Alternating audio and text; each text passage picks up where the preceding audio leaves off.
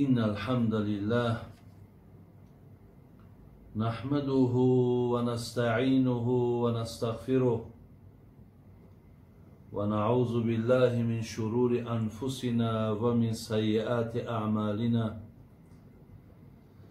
من يهده الله فلا مضل له ومن يضلله فلا هادي له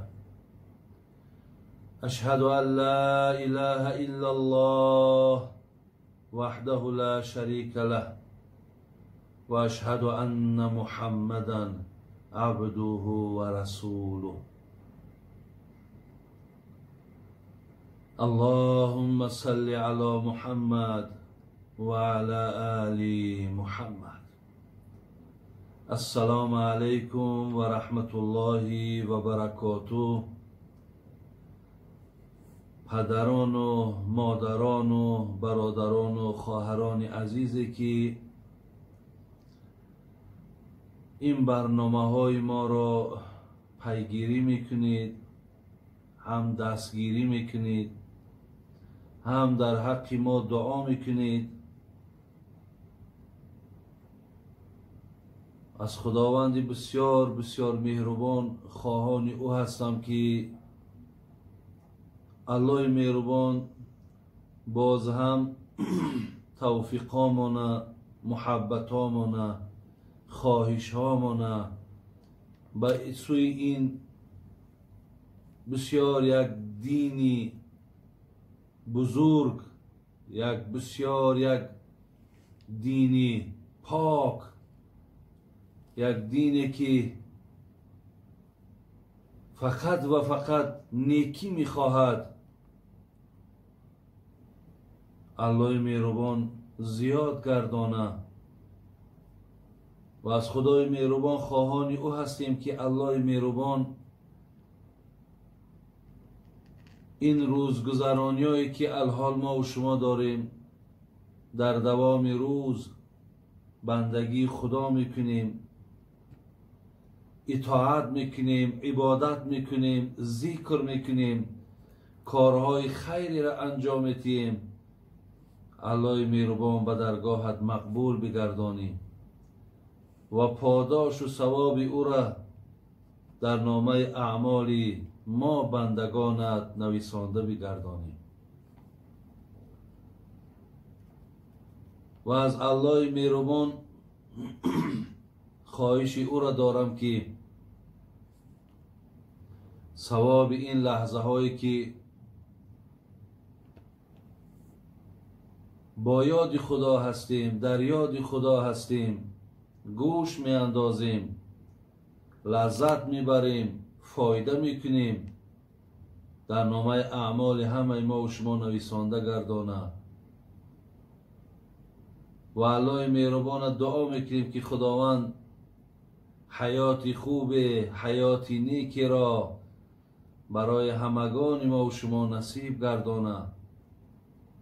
و از خدای مهربان خواهان او هستیم که از نعمت رضاگیش چی در دنیا چی در آخرت ما و شما را محروم نگرداند. و از الله مهربان خواهان او هستیم که خداوند روز قیامت از شفاعت این پیامبری نازنین و زیبایش محمد صلی الله علیه و سلم همه ما و شما را برخوردار گرداند. الله مهربان دعا میکنیم که خداوند گذشتگان ما را رحمت و مغفرت بگردان، گورهاشون، قبرهاشون به باغ از باغهای جنتت مبدل بگردان. بیماری هایی که امروز داریم خدایا شفای کامل شان نصیب گردان. مسافرهایی که داریم خداوند سفرهاشون مبارک و نیک گردان، مشکلاتاشون خدای مهربان آسان بگردان. با صحت و سلامت به وطنشون و به خاندانشون الله مهربان برسانه. الله مهربان دعا میکنیم که خداوند در این ملک زیبایی که ما عمر به سر میبریم، این تاجیکستانی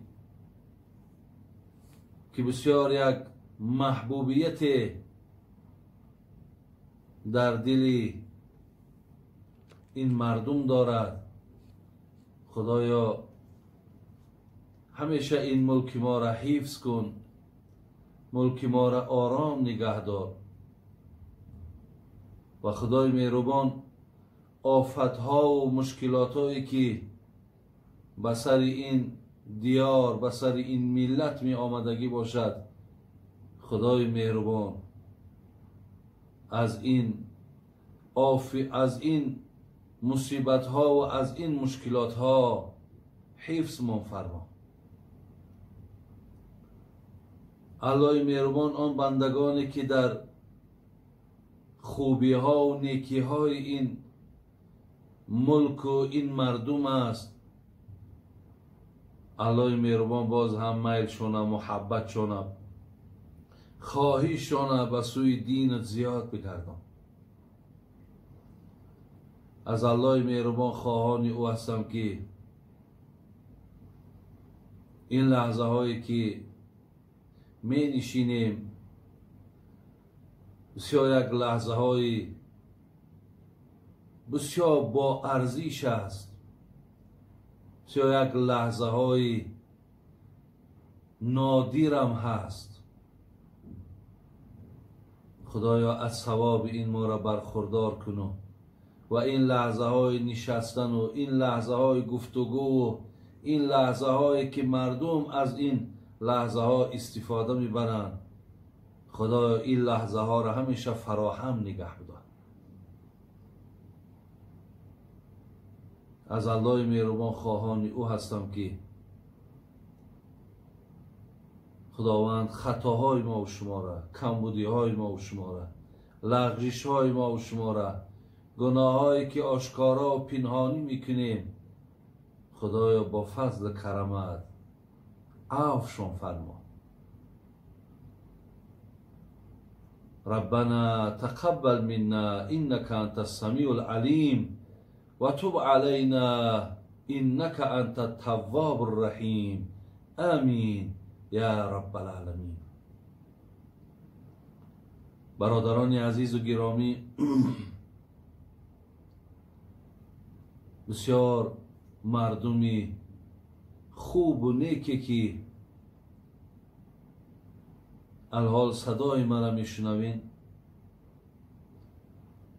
پیش از آنی که من چند سوالهایی که در پیشم آمده است جواب گردانم،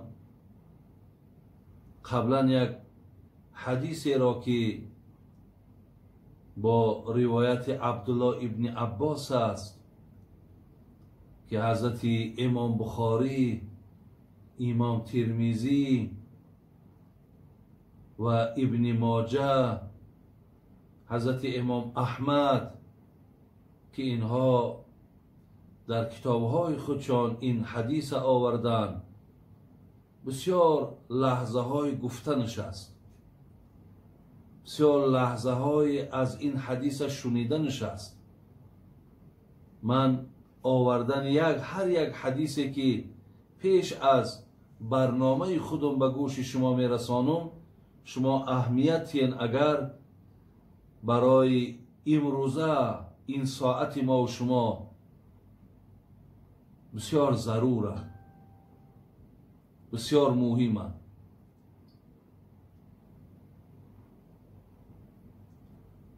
حدیثی که الحال من برای شما میخوانم که راوی او عبدالله ابن عباس است، از پیامبر نازنین ما میفرماید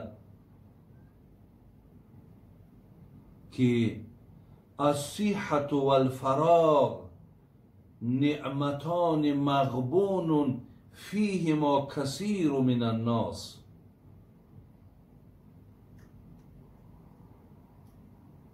باز از خود من عبدالله ابن عباس حدیثی را که امام حیثمی و جناب طبرانی و جناب ابن عدی در کتابهاشون میارند با طرز دیگرش: الامن و العافیه نعمتان مغبون فیهما کثیر من الناس. برادران عزیز و گرامی، خواهران و بسیار کسانی محب و مخلص، اکن معنای این حدیث گوش اندازه. من انشاءالله شما را باور میکنم که بعد شنیدن معنای این حدیث شما الله را تشکر میکنین و پیامبر نازنین هم آفرین میگوین که و حق هم به جانب پیامبر نازنین میخوانیم. برادرای عزیز ببینید، پیامبر ما گفت که تن صحت همچنان آرامی و وقت خالگی، سه چیز در دو حدیث، سه چیز آمد.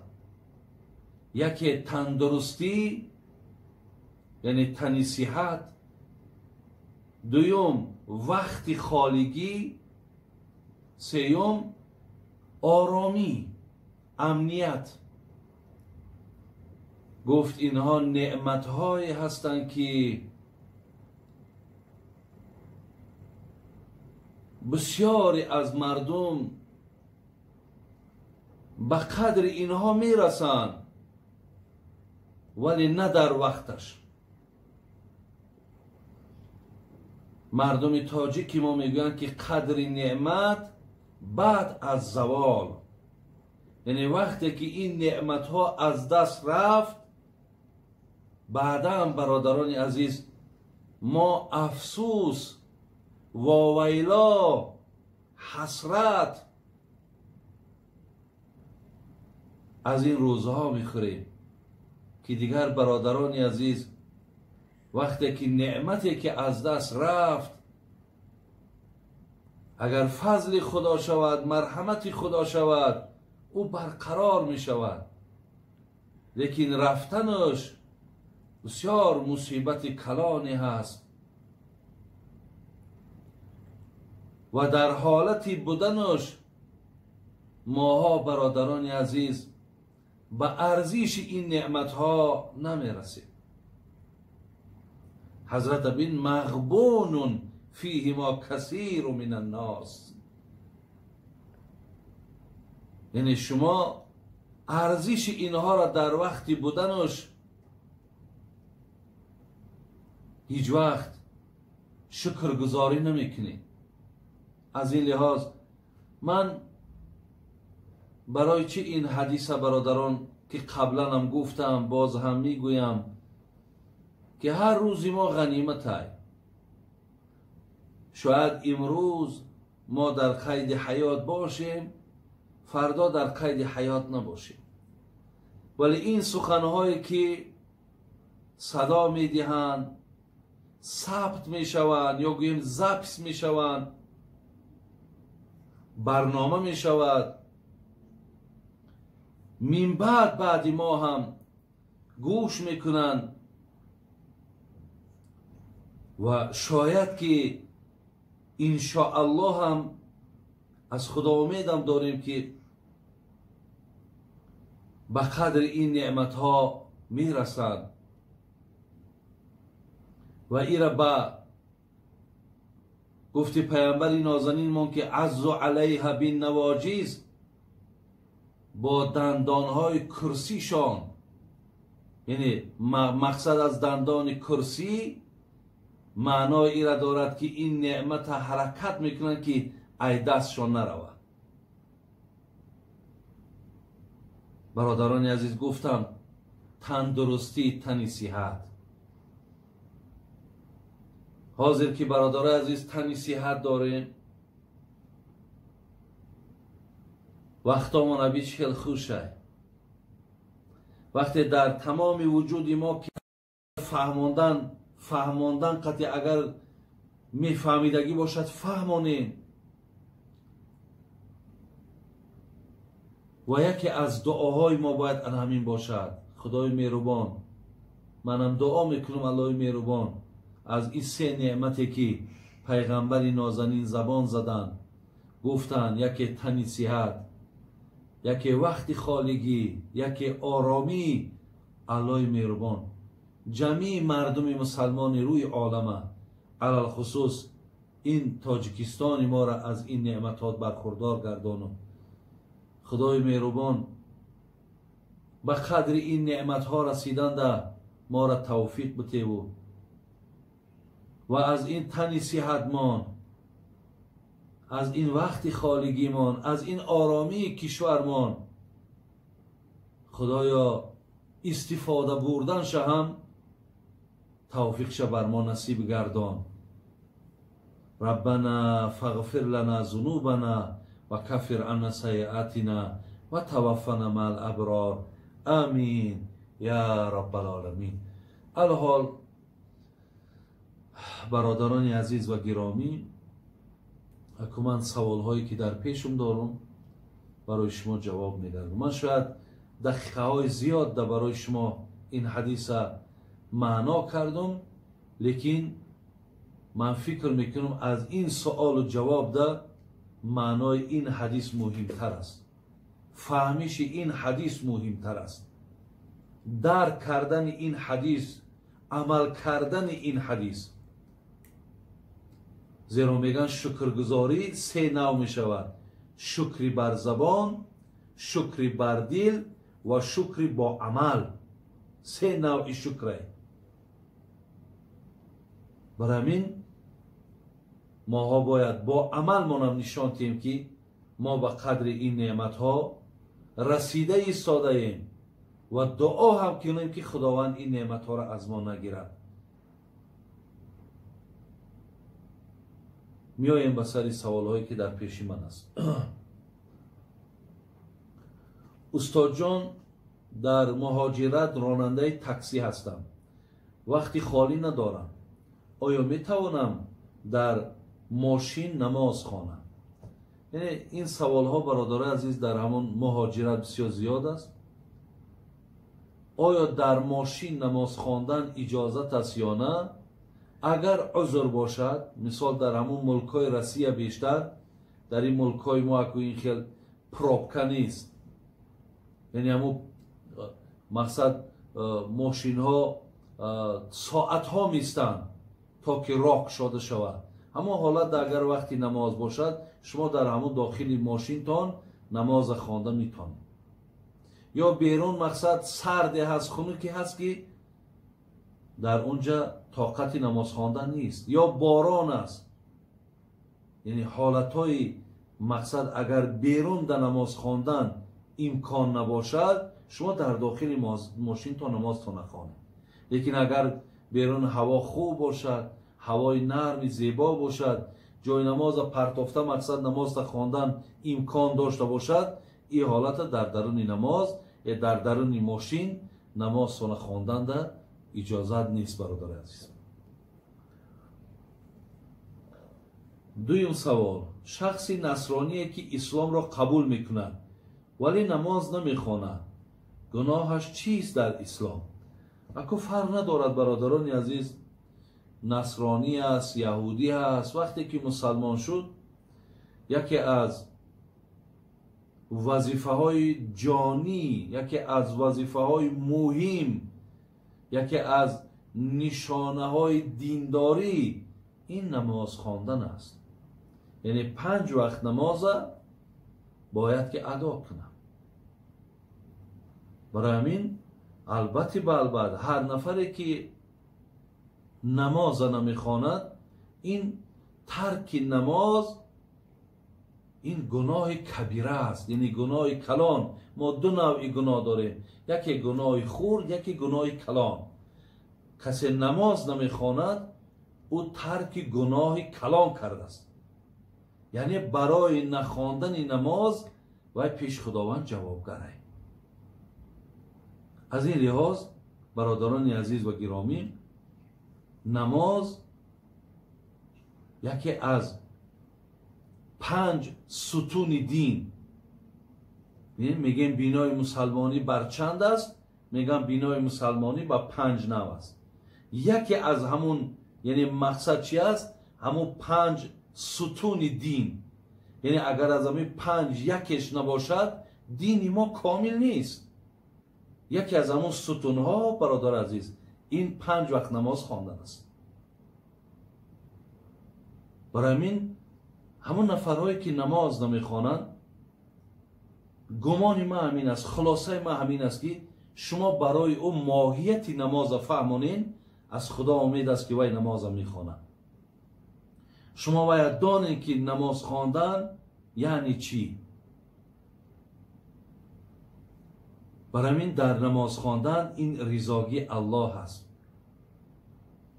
نماز خواندن این در غضب آوردن شیطان است.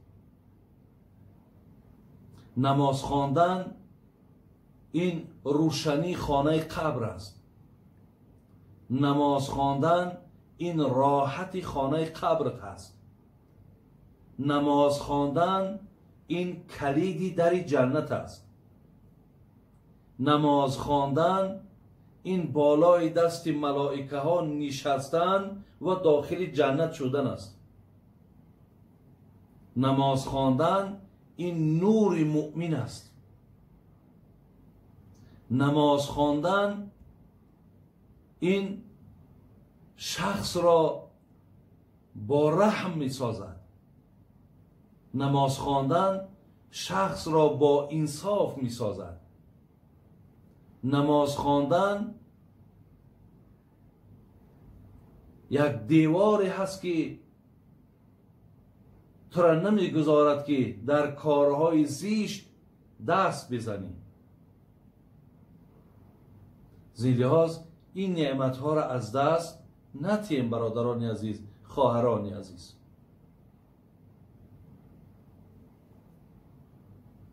در حدیث ها میخوانیم نماز سیاه کننده روی شیطان است.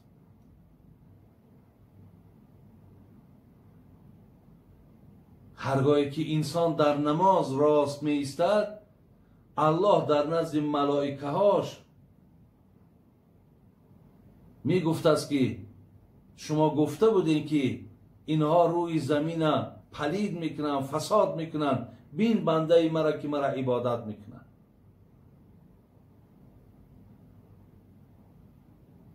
این رازی با پروردگار است. این گفتگو با الله